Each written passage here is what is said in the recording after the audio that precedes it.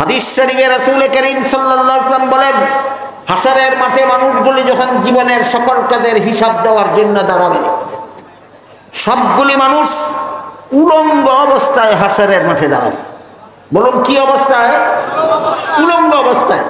নবীর বিবি আয়েশা সাথে সাথে নবীকে জিজ্ঞেস করে, নবী আল্লাহর রাসূল, সারা দুনিয়ার সমস্ত নারী সমস্ত পুরুষ একের সামনে ওপারে উলঙ্গ অবস্থায় দাঁড়াবে, এটা তো বড় লজ্জার কথা।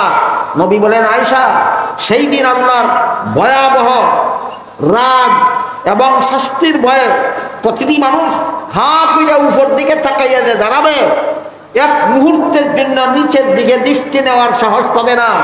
কাজেই কে নারী আর কে পুরুষ, কে কাফর পরা আর কে উলঙ্গ, সেই চিন্তা করার সময় থাকবে না। হাদিস বুঝে থাকলে বলুন, হাসরের মাঠে দাঁড়ানো অবস্থাটা অত্যন্ত মামুলি না অস্বাভাবিক? অত্যন্ত ভয়ঙ্কর অবস্থা হবে।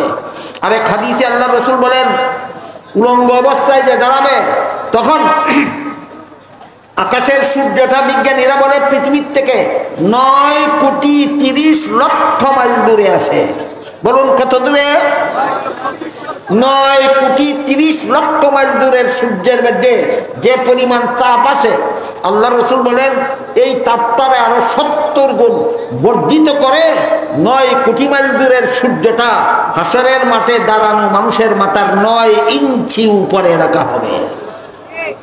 এবার বলেন, হাসরের মাঠে দাঁড়ানো অবস্থাটা স্বাভাবিক না অস্বাভাবিক? অস্বাভাবিক।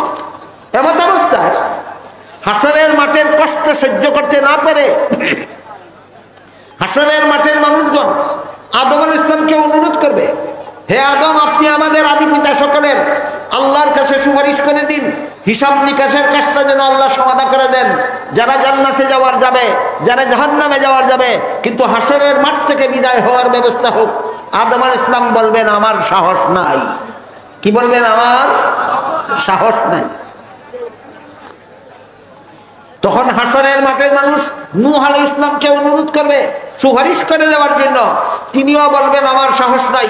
মানুষ ইব্রাহিম আলাইহিস সালামকে অনুরোধ করবে, তিনিও বলবেন আমার সাহস নাই।